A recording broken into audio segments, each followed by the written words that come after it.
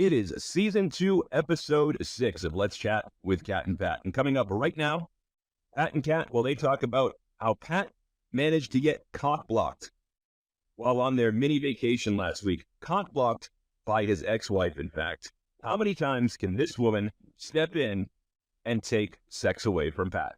All that and so much more coming up right now. It is season 2, episode 6, Let's Chat with Kat and Pat. What?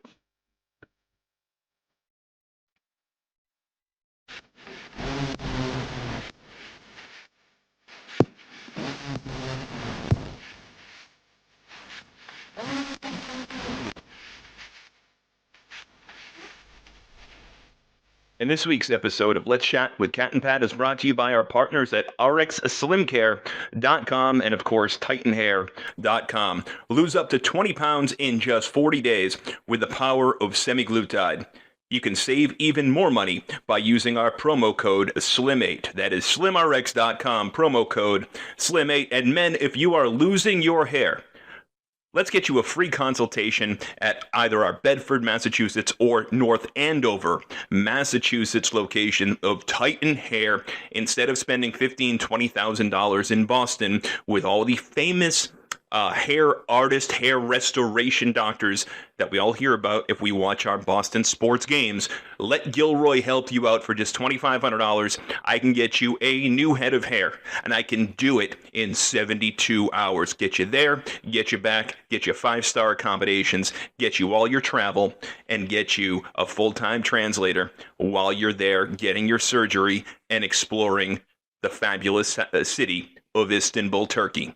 Again, that is TitanHair.com, and it will change your life. It changed mine, and if it can change mine, I promise you, it will change yours. SlimRx.com, TitanHair.com, great partners. Stay tuned. Coming up right now is the newest and next edition of Let's Chat with Kat and Pat. It is season 2, episode 6 of Let's Chat with Kat and Pat. Patrick Gilroy, Katrina Patiri. We are just back from another Sarasota trip. I feel like you owe the people an update on vacations of the year, and like you need to tally up how much money it cost us to go on all these trips, because we started the series off many months ago talking about it, but now we've lived many of these trips, and there's a couple more coming up.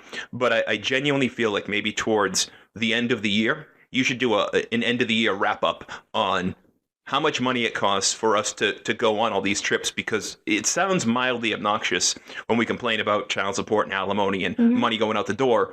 And then we're always like, hey, we just got back from a trip. Right, but our plane tickets cost a combined $50 because we had our points, so it was like $20. Yeah, the fees and taxes. Right, and then one of the flights I upgraded so we could get better seats, but then I get that back on my Southwest credit card, so that didn't cost any money. And then we stay at Richard's house, and he has 2 cars. And we had a gift card that I got at a discount at the grocery store for the Uber. So our ride to the airport. No, from the airport on the last day. Yes. Yeah. Yep. Back to the airport didn't cost anything. It only cost us money from the airport to get to the house. Yeah. And then we did $5 burger night. Yep. And then we did happy hour at Captain Kirk's. And then we did happy hour for dinner at Cafe Gabbiano's. The most expensive thing that we did was our trip to Nordstrom Rack.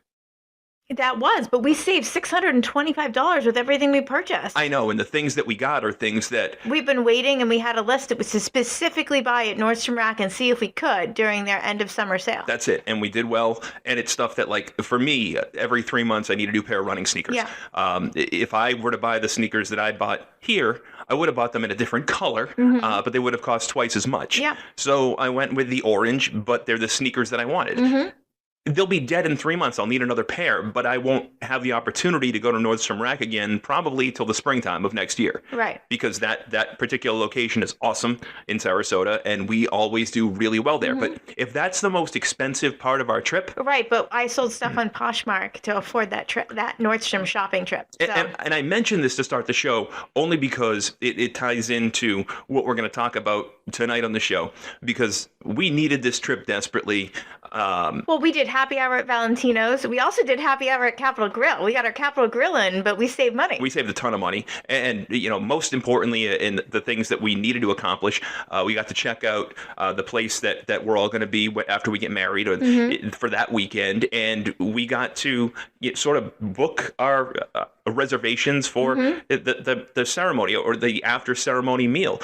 We'll spend money on. We'll spend money on that, but we're not spending a lot of money on this wedding. Like everything we need to, everyone who's going to the house, like we can walk to everything. There's a free trolley. So transportation, except for the Uber to and from the airport that they have to do, all the rest of the transportation is free. We're going to go to Sam's Club. I've already got a list and everything going to stock the house for some of the other meals. So that's all set.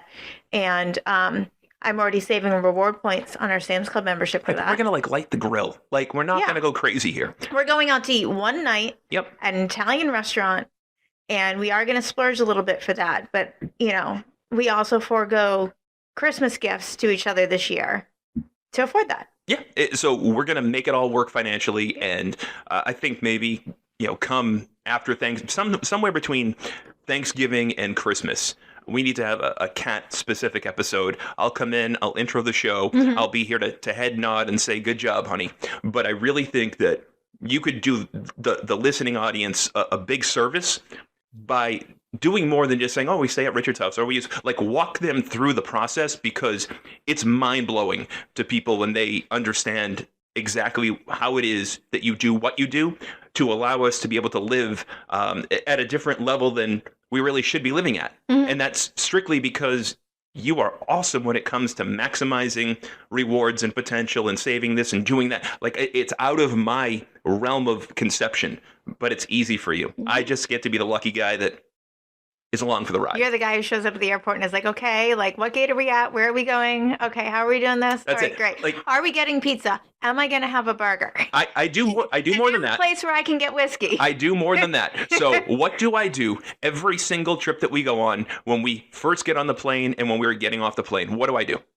You take care of the bags. I do. I lift up our overhead bags because you pack a lot into the carry-on bag. It's not stupid heavy, but it's probably pushing 40-50 pounds.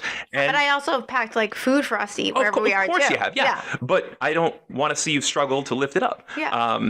I had to, when I was on my work trip this weekend, I had to help two little ladies just like you get their bags down, because the struggle is real for short women. And yeah, I never look at you as a short woman, but then when I see these girls having a hard time, well, when you watch me stand up at the window seat and the compartment above is opened and I can still fit, that makes me short. Yeah, you're kind of short, but you're leggy, so it's a nice combination. But I only say this because we needed the trip to reconnect, and for the first 2 days we did. It was awesome. It was great. And then my ex-wife comes in and cockblocks me again. I'm sorry. It's been a rough 30 days, and the amount of ways that she has. I don't. It's not fair in a way to me, because if I push back too hard on her, then I get accused of being abusive, and it ruins the relationship with the kids. I run the risk of going back to court. On the other hand, when I'm too kind, she feels like she just walks all over you. Yeah, she walks all over me, and she feels like it's her house again. It's not her fucking house. Well, so I'm gonna lose my freaking mind. Like, a Wednesday, I'm supposed to be watching your child, and then the plans are your stepson. Don't play this game with me. Well, I meant like her child. Yes. Like, so I'm supposed to be watching Connor on Wednesday. I've watched Connor every single freaking Wednesday since May.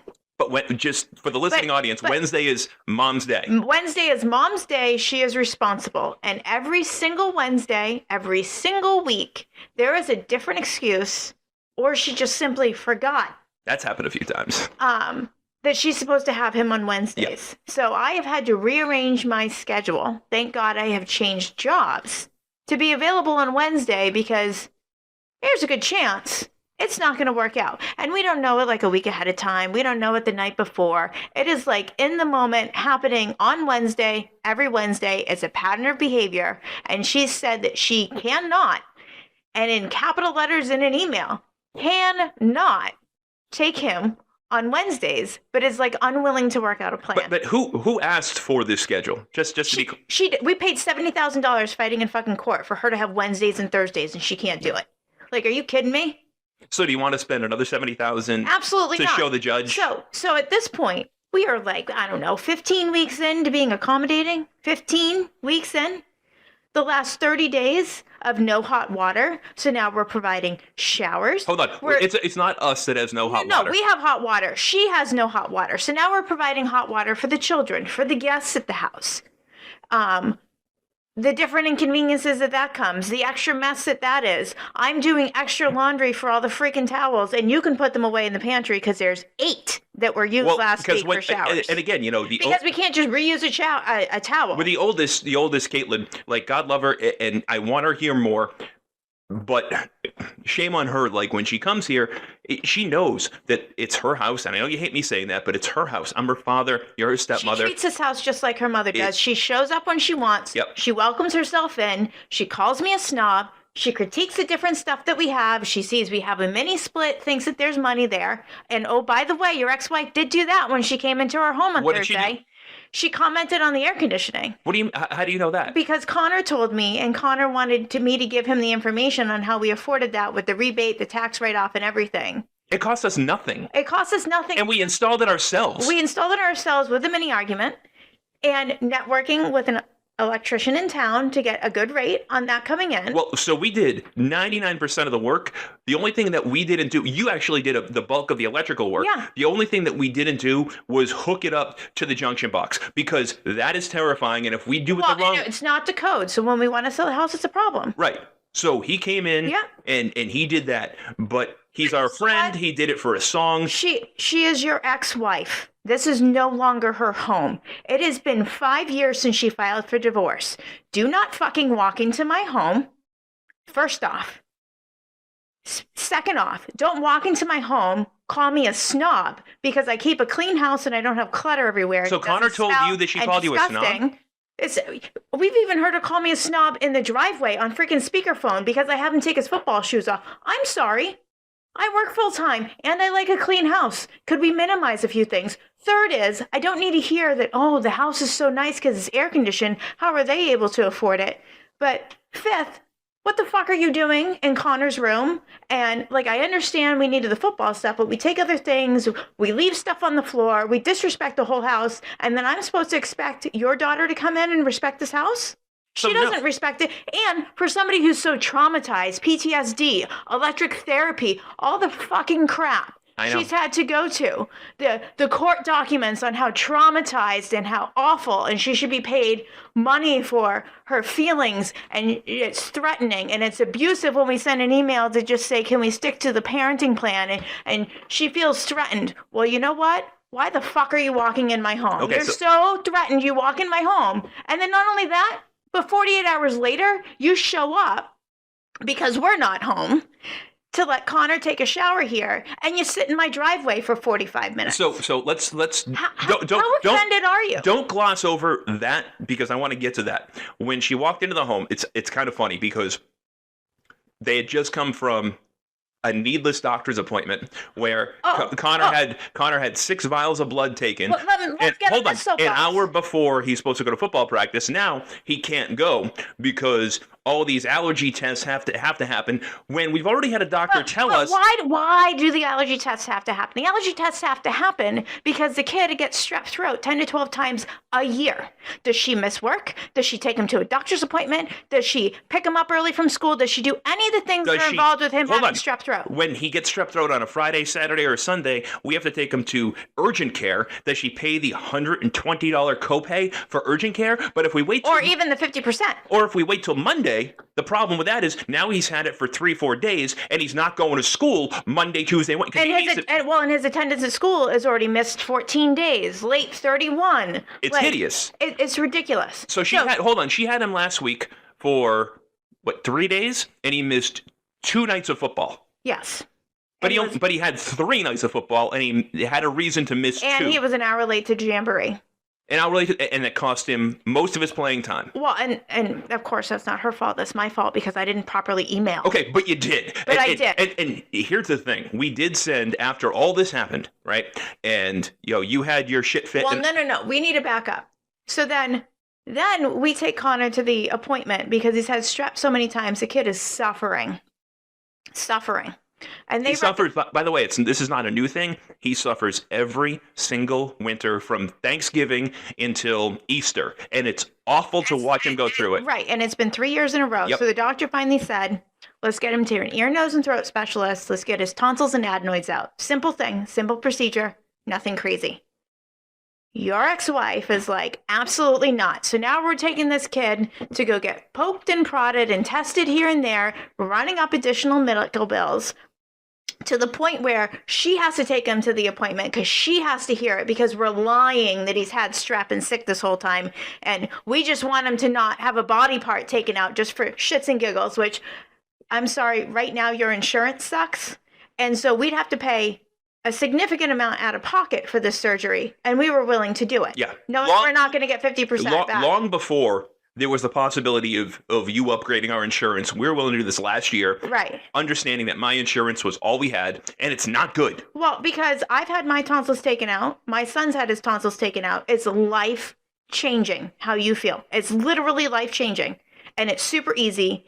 And it's over and done with in 30 minutes. The kid gets ice cream, Jell-O, Italian ice to his liking for 3 days, and then he's back to normal. So is it similar to like my vasectomy where I go in and within a day I was able to walk around, within 2 days I'm at work, and we couldn't have sex for 2 weeks, but like it didn't affect my ability to run or go to work or anything. He can't eat steak or anything like so it's like Cheez-Its or it's very minor. Soft foods. Like the actual procedure took 20-30 minutes. But the way that he is when he's sick with strep throat, which she would not know because I'm the one who's taking care of him. Well, because she drops him off knowing he's sick, and we don't get an email or a text or anything. If he's sick, she's like, he's sick. I got to drop him off.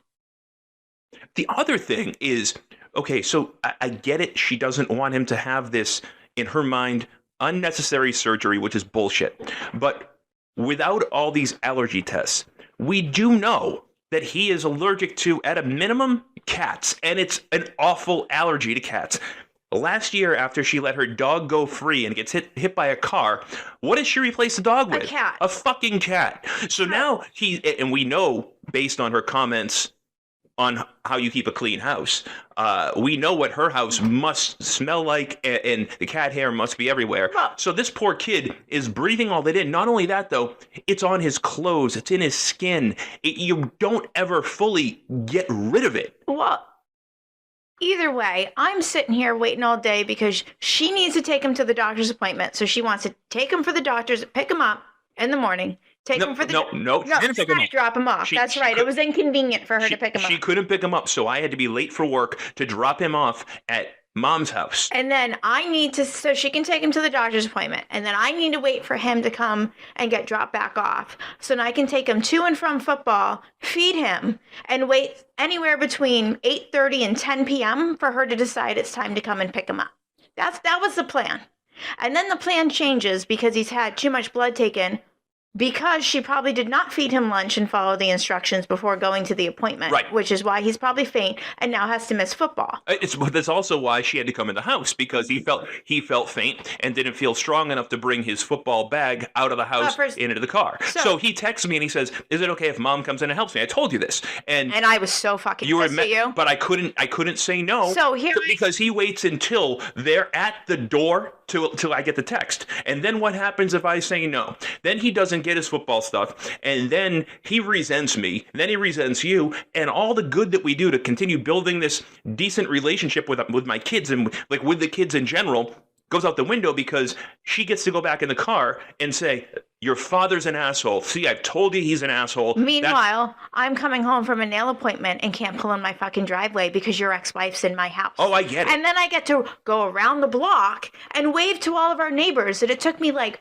4 years to get along with because of all the horrible things she said to everybody in this neighborhood. And she's in the house and in my driveway, and I can't go home.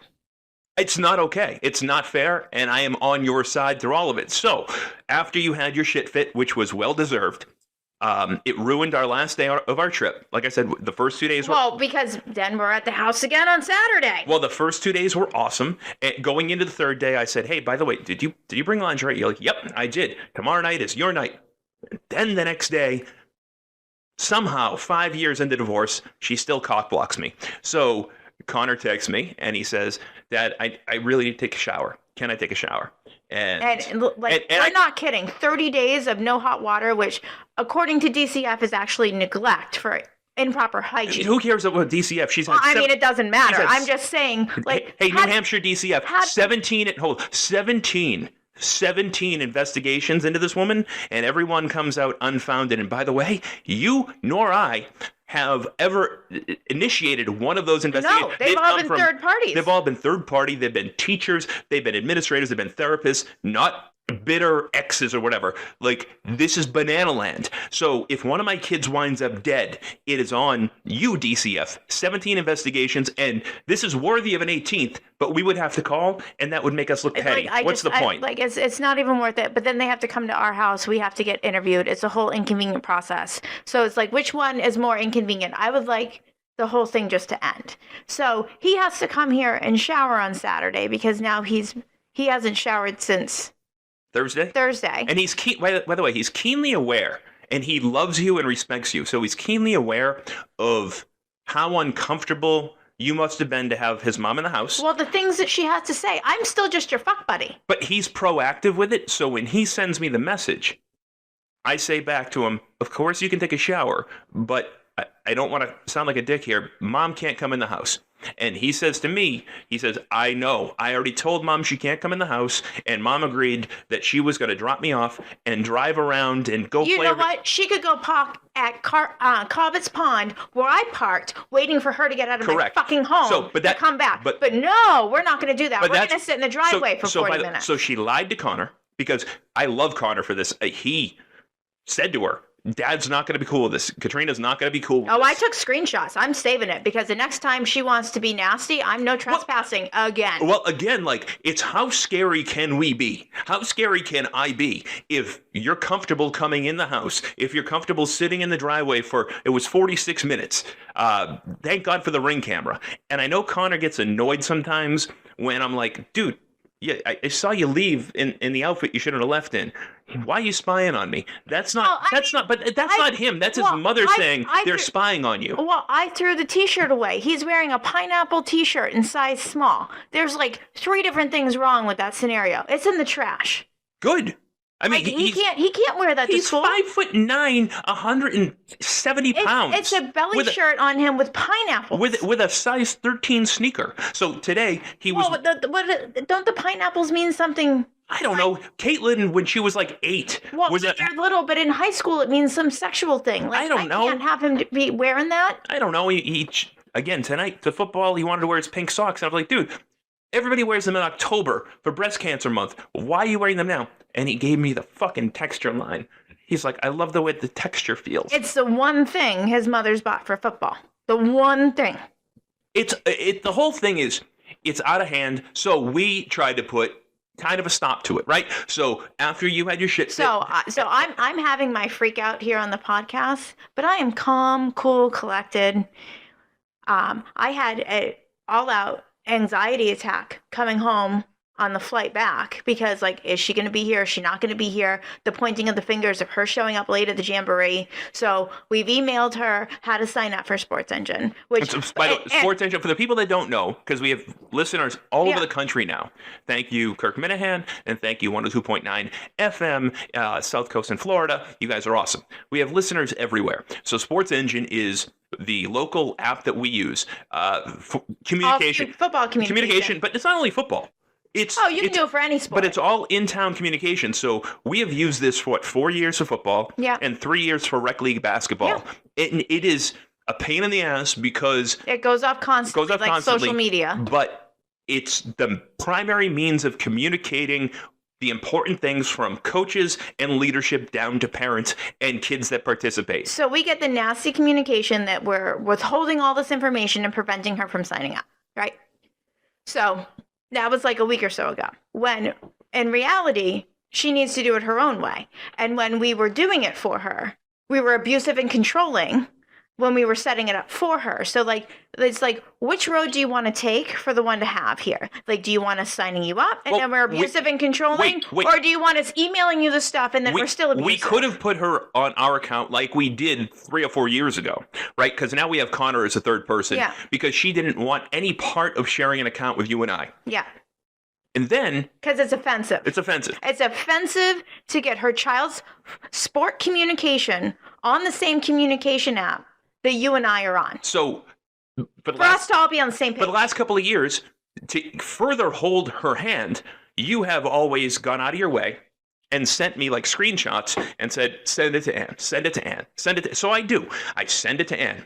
And then this year, you were doing that, and then you were like, she should really sign up for her own. So here's the link for that, so she gets live, real-time communication, because with your new job and with my travel season coming, we can't be beholden to always being ready and there. No, because it's like, she either says, I need the reminder, or... The reminder is abusive. And what do you think, I'm stupid? So it depends on whatever day. So she just needs to sign up and do her own thing. So I preemptively knowing that this jamboree is coming up, please sign up.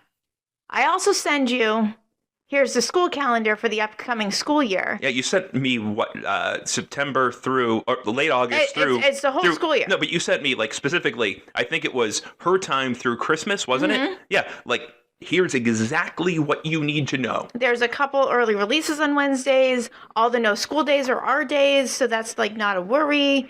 Like, we got it figured out. And her response back was, oh, school's starting that soon. Meanwhile, I'm already completed like the school checklist, the back to school shopping. Okay, so wait a minute. So again, you're not Connor's mom. No. So who bought him all of his school supplies? I did before they were out of stock in Walmart and Target. Who bought him all of his back to school clothes? I did. Who? You got him the sneakers. I did, and I made sure that he did 100% of his summer reading. That was on you. Under this roof because of me.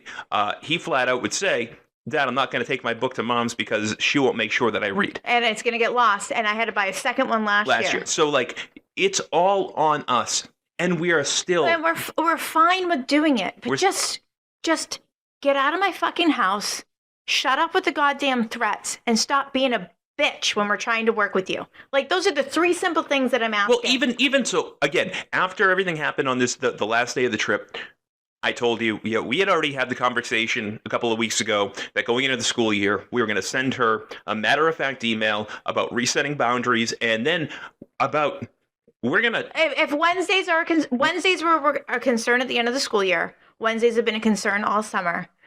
Wednesdays are going to be concerned for at least through football for the foreseeable future. He's got football practice every single Wednesday. And according to the parenting plan, if we put it in email and we say different things, then that is how it is, and that is like Bible for a parenting plan change. And I specifically made you enter a disclaimer. And what was the disclaimer?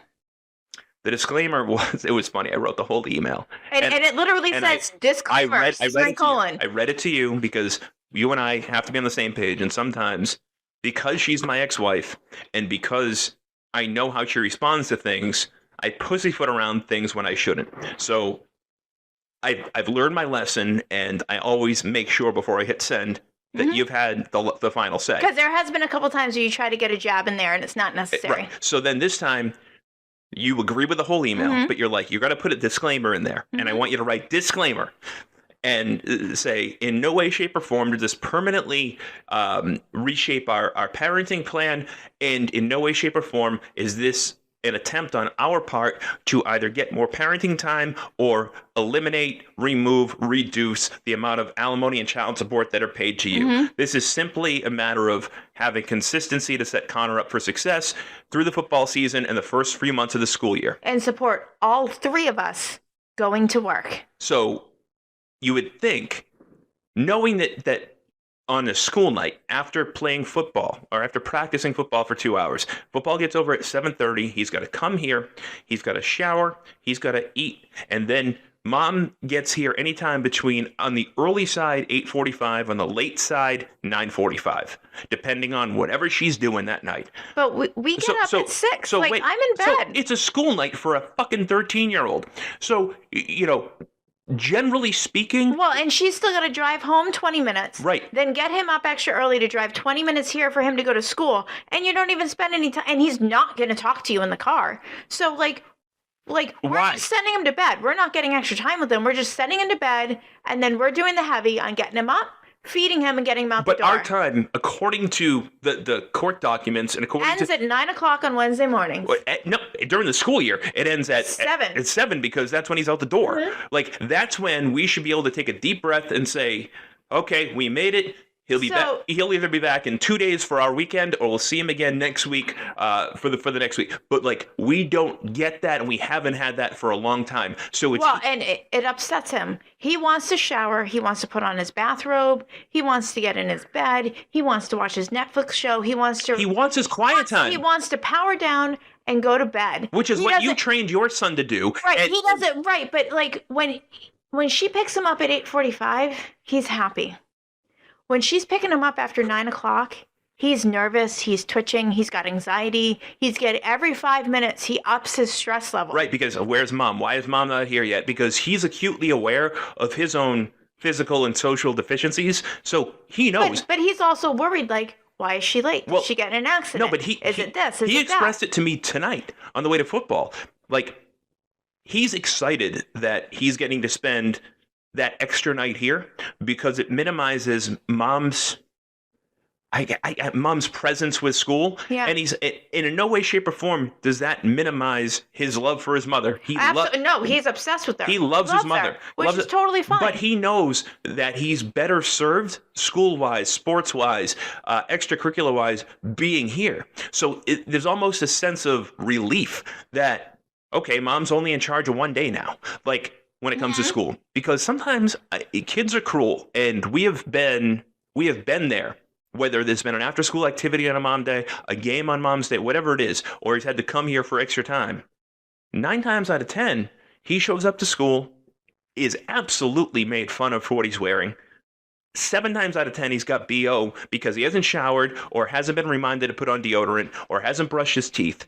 Meanwhile, when he and he's had no breakfast, no lunch, no nothing. Right, so he's his worst self, and he's worst case scenario too. Like, the first person that says something to him, he snaps and then ends up in the principal's office. But he's not getting enough sleep on top of all that, because if she picks him up at 9 o'clock, 9:15, 9:30, 9:45, 20 minutes home, and then that house is pure fucking chaos, because 9 times out of 10, Caitlin's got 1 or 2 people sleeping over every single night, and mom is irrelevant. She goes into her room, locks the door. So he's on his own at that point, and maybe he's asleep by 11, maybe he's asleep by 12, but then he's got to get up extra early. He has a long drive to school, and it's just a shit show all the way around. For a little while, I had him with his alarms on his phone, where it's like, this is when you take your Benadryl, this is when you go to bed, this is when you get up, this is when you make your lunch, because he doesn't want to get lunch at school. He doesn't, but he still... Yeah, he has to. He still does. And by the way, who pays for that? Well, we do. I mean, anything that there is paying for. So anywho. No, not anywho. So every day that he's here, I get up a little extra early before I wake him up. And what do I go upstairs? Well, we do a partner lunch. So what I do is I set up the lunch box, the water bottle. Snacks. And in the lunchbox, I do like whatever the fruit of the week is. I try to change it up so he's not eating the same thing, and a chips and a cookie and another healthy-ish snack. Sometimes he's on a kick for something else. And then I set up the water bottle and I lay out the coffee cup so you can make him coffee. And then we have to change up his breakfast every morning too. So, he has different options every week. Mini pancakes were actually on sale, so that's what he gets this week. And then we can do a side of syrup, and they can microwave real quick. Well, you make sure he doesn't get bored. Right.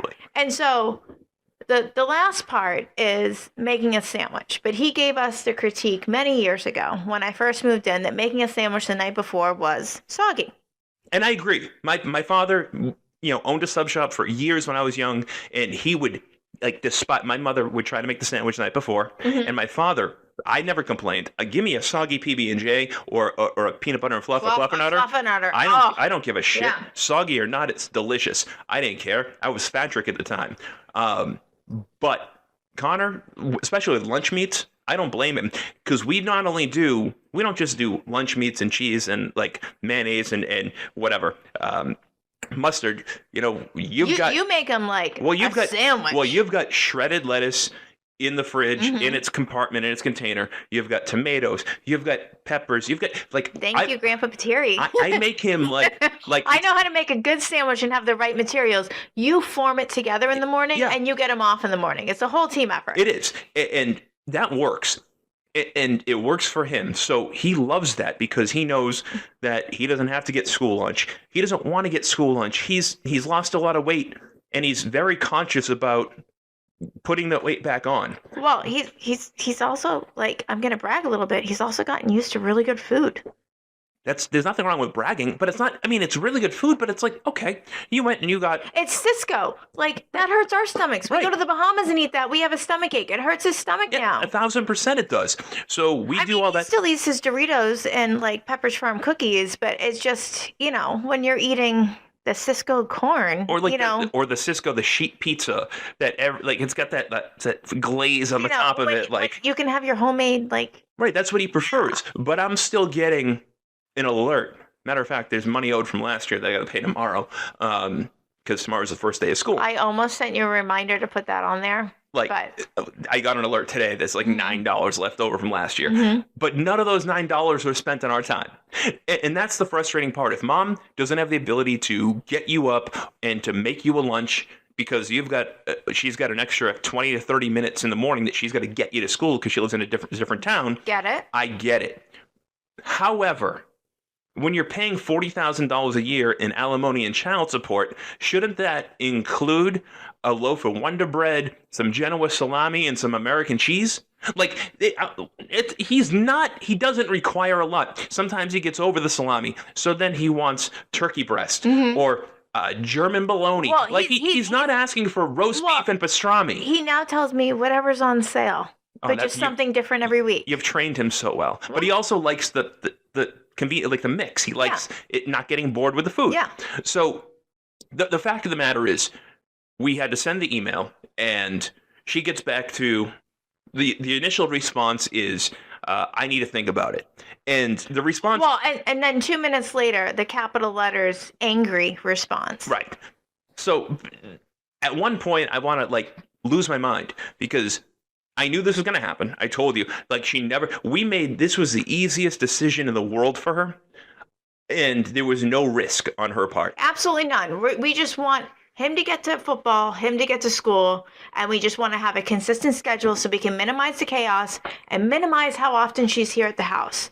For the last 4 or 5 weeks, she's been here 4 to 5 days a week. It's way too much. And for somebody who's so threatened, stop coming here. Well, I can't imagine. And it makes me so anxious. And last Thursday wasn't the first time I couldn't pull in my driveway and just come home. So I can't imagine, though. She's got 4 specialty therapists with all these diagnoses that, remember at court, the court's we can't acknowledge this. It's not real. It's not even real. Yeah. She spends all this money on all these post-traumatic stress things and EMDR. I don't even know what that is. But she does all these things apparently because being married to me for 14 years was awful. She never had to work. She lives in an elite town. She always drove a nice car. Went on vacation 3 times a year. You can't even drop Connor off in the driveway. You have to drop him off at the end of the street. That's me. I'm not allowed to bring him all the way to his house because I'm so scary. But then she welcomes herself into this house, then she sits in the driveway. So we try to put an end to it. We send a very well-worded, kind email to be accommodating and make it all about Connor. Well, and it's just about now that school's starting back up, here's a reset. Start ramping back up. Let's do a reset. Mark and Kelly and some lady on Instagram even said after Labor Day, everything gets busier and then the schedules come on and blah, blah, blah, blah, blah. So it was not unrealistic for us just to say, let's get kind of back to the parenting. We're not the only divorced couples that go through this. No, and if you need help on Wednesdays, happy to do it. Happy to do it. We just need to know. But if we're helping on Wednesdays, here is the end date, because right now it's only supposed to be for football. Wait, if we're helping on Wednesdays, it's not about he the has end to date. sleep over. That's it. That is the key. That's it. It's not about the end date, because if he wants to be here... Own it. We'll take it. You're not losing any money. If you want to make up the time, let us know. We've never said no. She wants to make up time, ever. Like, technically, we owe her like a week, because he's No, we owe her like 50 days. But like, she seems to have no interest in getting that time back. If she wants it, take it. Like, we've tried. She's taking 1 day back. Well, we're keeping him extra tomorrow night, so actually she's kind of even this week. It's a wash. Yeah. It's a wash. But like, but it's still not Friday, so we don't actually know if that's going to happen. No, like, we think it's going to happen. She's done this before, and we'll see what happens at that point. But it's just, it's maddening. So we send the reset email. And to your point, Mark and Kelly have it on their show. Mm-hmm. So this has got to be something that is pretty common. Yeah. And, people get too comfortable, and then there needs to be a reset. Mm-hmm. Fine. We do that. But instead of her realizing that we are being generous and kind and accommodating, it's an angry response. Then it's a passive-aggressive response. Finally, we get to the response, and she puts it in text, which really freaks us both out. Well, because it's against the parenting plan. Right. It's supposed to be an email. And it's supposed to be an email for record-keeping purposes. Correct. Which was also her requirement that we spent like $15,000 on. Right. To have it in email, because you were blocked and text message wasn't supposed to be a thing. Correct. And she no longer wanted to pay for that parenting app where everything was monitored either. Yeah. It was $9 a month, and it was too much. So not having it in email, it's like... So then I got to go through the process of screenshot and send the email to my email and then attach it to the email. The reality is 3 weeks from now, Connor comes here on Wednesday. We take him to football. We have him stay overnight, and we don't have that in email, and she decides to call and say we're withholding her on her time. We can get in trouble. Yep. For being super accommodating. And the reality is it's very likely that she would do that. Well, she's crazy. But you knew she was crazy when you fell in love with me. Well, but at the same time, it's like, all right, most people get divorced in the first year when there's a new person. You're sour, you're terrible, it's awful. The second year, you're still like a little passive aggressive and you're kind of angry. You've been through this before, honey? Yeah. And I also, how many divorced people do we know? Like, this is what happens. By the third year, it usually starts to level out. And the fourth and fifth year, you're like, okay. And you've kind of gotten into a groove and a rhythm. Yeah, but by the fourth and fifth year, for everybody else, they've found somebody else. So they're moved on. They're actively dating. Like, things are fine. But she's not doing that. And you've gotten used to it. And then you're like, oh, this person's really stuck around. They've kind of earned their time. Yep. Or now my child's invested in this other person and they're not that bad. I mean, if you were to leave tomorrow, Connor would be devastated, and Caitlin would be very unhappy. Like, they love you.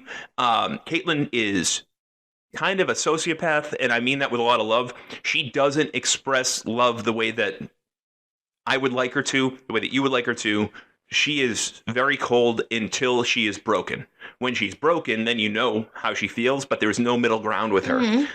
I'm hoping that as she gets older and more mature, that changes, because that's no way to live. Mm-hmm. Connor will be devastated. Mm-hmm. Connor flat out fucking loves you. Even today, when I picked up his summer reading book and I said, dude, I'm going to put this in your backpack to make sure that you're ready for school tomorrow. I don't know if you're going to need it or not, but if you do, I want it there. So I open his backpack and he says, Dad, it might not fit. Katrina showed me everything in there, and she bought me all my school stuff. And he was like, it's mind-blowing. You're not his mother. Mm-mm. You've got all the binders. You've got it all for him. I just know it's not going to happen. And like the first year, the second year, the kids go to her, and then it's like panic, and then we need to figure it out. And then we got to go to 5 or 6 different places, and we can't get it. And then they have to be the kids that get it like a week late. And so it's just like, I buy it. And I keep all the receipts and I do all the things. So in the event that she does it, because it is kind of a mom thing to do, and I'm doing air quotes here. In the event... By the way, a dad thing to do. I got to go soon, so we got to keep this going. So in the event that she decided that she wanted to do it, I can return everything. I can let her have that. It's fine. But if it doesn't happen, I can't be put in chaos because...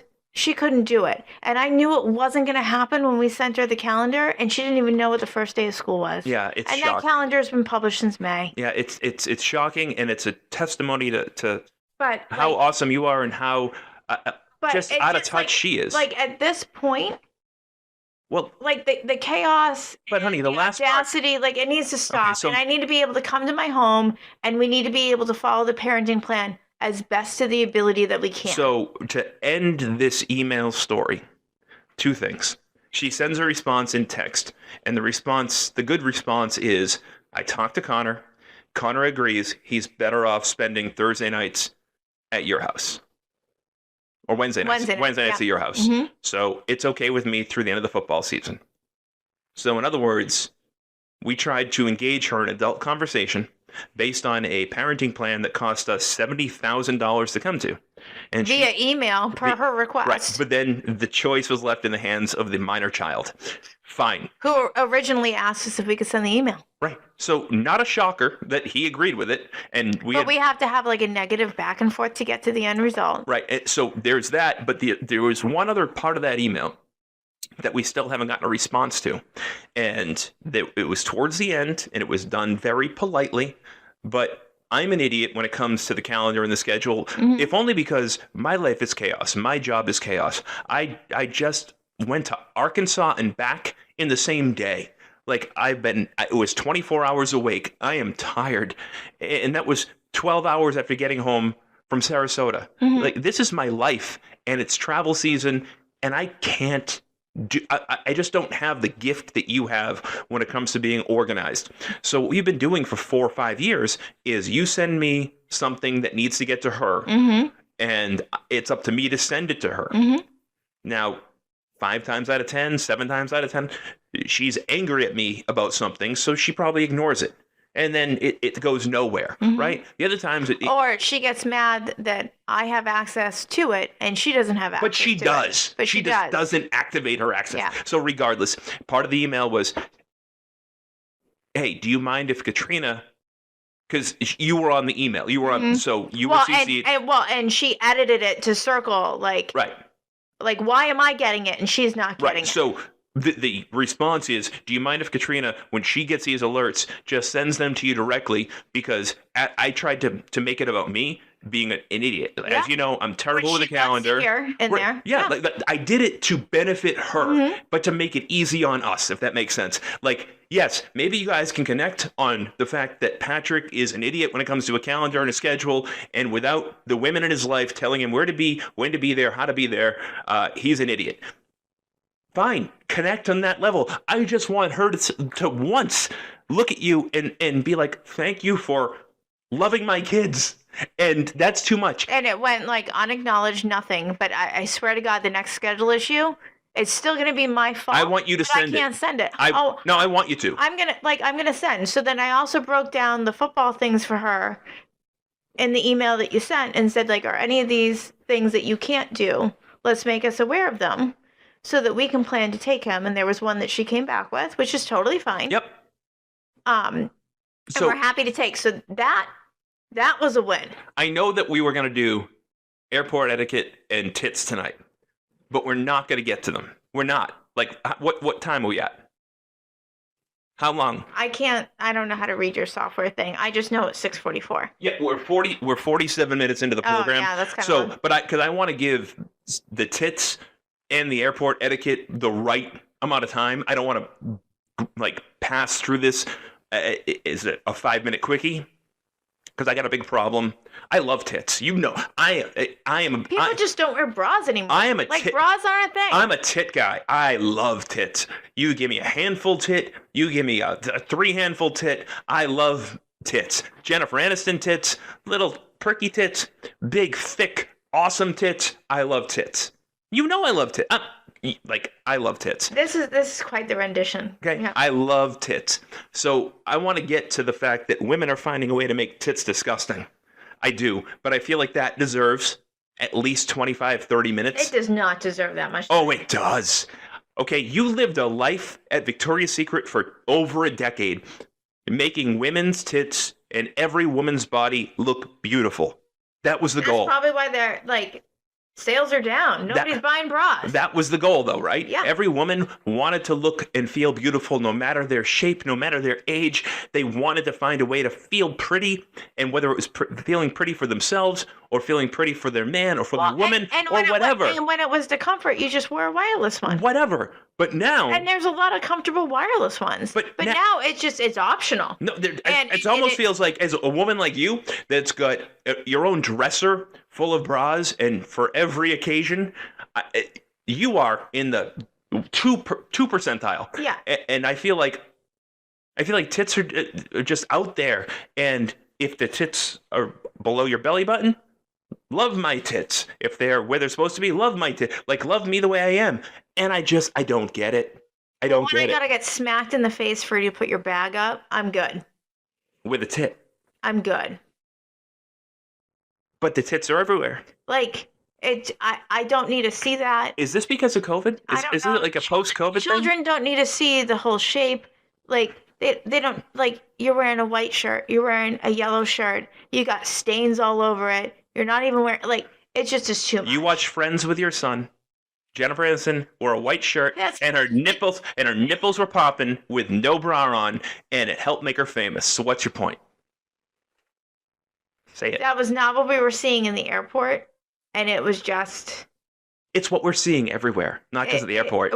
And it's just like... I'm about to go to football practice and pick Connor up. I'm going to see it there. It's gross. And now the new thing to do is to social media record yourself painting your nails at the airport, applying fake eyelashes at the airport. Yeah. Like... I think this deserves its own episode. Yeah, like it was a whole thing. Like, I went to the bathroom, I'm in the stall, my allergies have been insane. I had to blow my nose.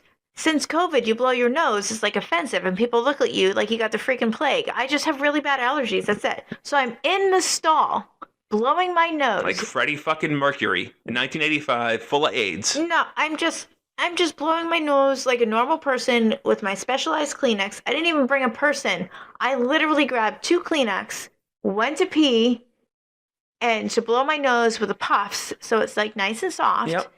And I've got the bathroom attendant at the Baltimore airport knocking on the door saying I'm taking too long because I'm trying to be polite about having to blow my nose. Yep. Puffs plus. Like, yep. It's ridiculous. We'll talk about that and tits next week. Because why? I didn't know you were gonna get this excited. I love tits, but I don't love tits the way we've seen tits lately. You know what I mean? Like, okay, like there should be somebody. This should be like the Frasier episode where somebody who's listening to this, and every time you say the word tits, they should do like a shot or take a drink. It's like the Frasier episode when they were watching the Antique Roadshow, and every time they heard veneer, yeah, like. That's how many times you've just said tits. Let's keep dating ourselves. Like, by the way, we'll do an episode coming up in about a month on the Frasier reboot season 2. I'm excited about it. The previews look good. You know what? Actually, from what I just said, for St. Patrick's Day, I think we should do something that should be like a drinking themed show podcast that like we have like a buzzword that every single time you should drink for St. Patty's Day. Okay, so wouldn't that be like a good little fun theme? I'm down for that. We got to record on a night where Connor's not here, which is difficult. Well, I'm not saying you and I should. No. I'm saying we should create the. Oh, we got to do it. We got to do it ourselves. Okay, maybe we'll have cameras by then. Yeah, we got to be. We have the cameras. You just don't know how to use them. And the cameras are from the brand Jigga. Jigga. J-I-G-A. Jigga what? So no wonder I haven't figured out how to hook them up yet. But we got 2 Jigga cameras coming soon. Jigga. When I bought them, they were affordable yet 4-star out of 5 on Amazon for podcast cameras. I didn't know they were going to say Jigga on them, and I don't know. Is that like a Chinese word for something? If you know what Jigga means, email us. I just brought out my old Apple computer and updated it to the most recent software. What's your point? It's got USBs, it's got all that. Okay. So I know this one is on the fritz. Yeah, but like many things are. I don't want to learn a new skill. Well, isn't it? Well, I'm just saying. Apple's usually very friendly with video. It's got enough USB ports, and as long as I can access it like once or twice a week to help me with a few of my work things, we're good. Can we test the video in the bedroom ourselves? Absolutely not. Nope. Well, we need like a beta test. No, we can like film Corey sitting here watching me work. No, I need a beta test. I want to see just how high definition those cameras are. No, I'm good. All right, that'll do it for Season 2, Episode 6 of Let's Chat with Kat and Pat. We've got to go pick Connor up from football tonight. We got him for the extra day.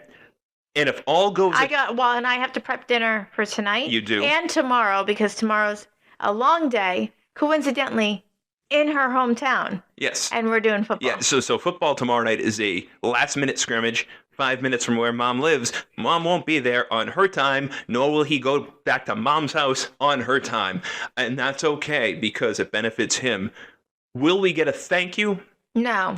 Will we get, you're an asshole?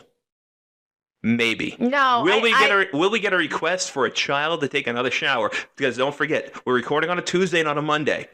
Today is the day that her shower was supposed to be really fixed. The hot water, it's supposed to be fixed. So by the time we come back next week, I'm sorry. If you're a betting person... I'm sorry. What did I tell you? My catchphrase was going to be on Saturday, and I'm done listening to... I don't know. Let's be patient. Okay, let's do this. Let's give it a week. Let's be supportive. It's 30 days. Yes. And so if the hot water doesn't work, not my fucking problem. Not my fucking problem.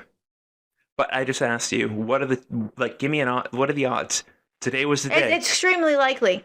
And it's a whole bunch of different ways to be able to get money. Yes, you're lovely. Is that a work thing? No, it's another scam call. They're calling me like crazy. Who are you voting for? Sinatra is her ringtone. Yeah. She's so sexy. Mm-hmm. I'm the luckiest guy in the world. I'm old school. Yeah, I'm very lucky. And I appreciate you. I wouldn't go 30 days without hot water. So the fact that it's not fixed, there's another thing going on. Not my problem. Not your fucking... I've been very accommodating, and the accommodation is ending. Okay. The title for this show is going to be Not My Fucking Problem. Mm-hmm. And there's going to be a nice picture of you. Maybe the one from your Victoria's Secret thing. Because I feel like I can make a nice little cartoon. Not my fucking problem. With the little Dave Coulier bubbles coming out of your mouth. And not my fucking problem. Mm-hmm. Okay? Mm-hmm. That'll do it. Season 2, Episode 6 of Let's Chat with Kat and Pat. Make sure you check out our partners, slimrx.com. Use that promo code SLIM8. Check out titanhair.com. Do not go spend $25,000 in Boston. Call me, call Patrick Gilroy, and check out titanhair.com. We'll get it done for $2,500 in 3 days or less. 5-star hotel accommodations, full-time translator, all your transportation provided, and it is a life-changing event for you. Her name is Katrina. My name is Patrick. That'll do it. We'll talk to you guys next week. Bye-bye.